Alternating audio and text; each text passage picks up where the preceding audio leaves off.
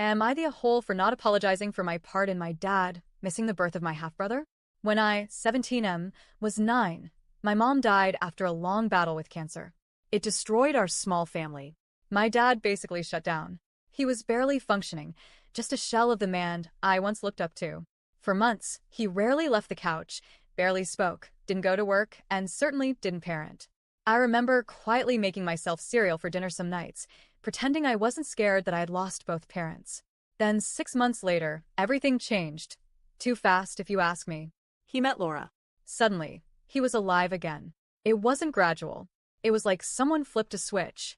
He met her, started smiling again, got dressed, shaved his beard. I wanted to be happy for him, but I wasn't. Because as soon as she entered the picture, it was like I disappeared. 7 months after meeting her, they got married. Not engaged, married. No one asked me if I was okay, if I needed help adjusting, or if I even liked her. I felt like the last piece of my mom vanished when he put on that new tux and said vows to someone else. By the time I was 11, Laura was pregnant. I remember sitting there as they told me. My dad was glowing, literally glowing, and I couldn't even fake a smile. I stormed out. I didn't even know where I was going, just away. I ended up at my uncle's house. My dad eventually followed me, and for the first time since mom died, I exploded. I told him everything I'd been bottling up for 2 years. How abandoned I felt. How replaced I felt. How angry I was that he jumped into a new life so fast while I was still grieving. He promised me that he would change, that he'd be more present, that I still mattered, that he'd make things right. I didn't trust him, but I gave him a chance. Or, more accurately, a challenge.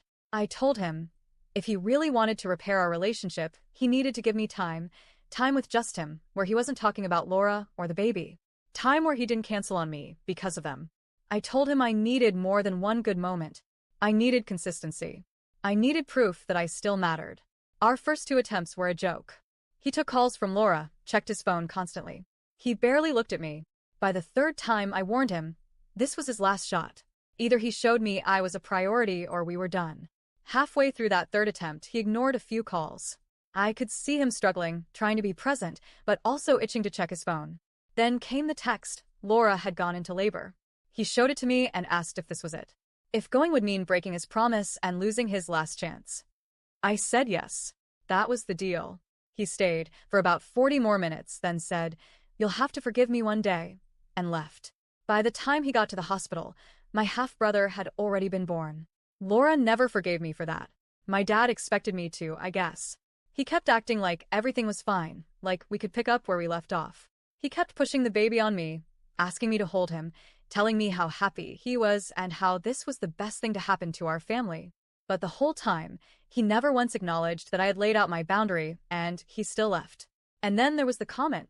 I'll never forget it. I was standing in the kitchen when he told Laura, "I've never been this happy. I've never loved anyone as much as I love you and half-brother." Right in front of me. As if I wasn't even there. I walked out, and he genuinely didn't understand why I was upset. Our relationship went downhill fast after that. I stopped trying. Laura clearly wanted nothing to do with me. She was cold, passive-aggressive at first, and eventually just openly hostile. By the end of last year, she told my dad that I needed to live somewhere else. That I was toxic, angry, and not good for the kids. Instead of defending me, my dad said we all needed therapy. We started family therapy in March. But for months, it was just my dad talking. Laura and I were silent, 2 statues sitting across from each other. Then, about a month ago, Laura cracked. She broke her silence and went off.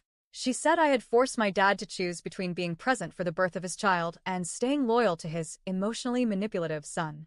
She said I was cruel, selfish, and immature. That she kept waiting for me to feel guilty.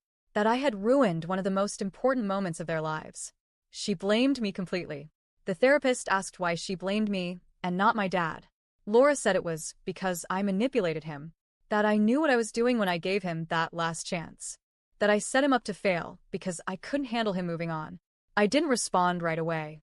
It took me a few more sessions before I finally spoke up. But when the therapist asked me if I would ever apologize for my part in what happened, I said no. I said I didn't feel bad. And I meant it. I told them I didn't feel bad that my dad missed the birth because I was tired of being the backup plan. I was tired of him choosing everyone else and expecting me to be okay with it.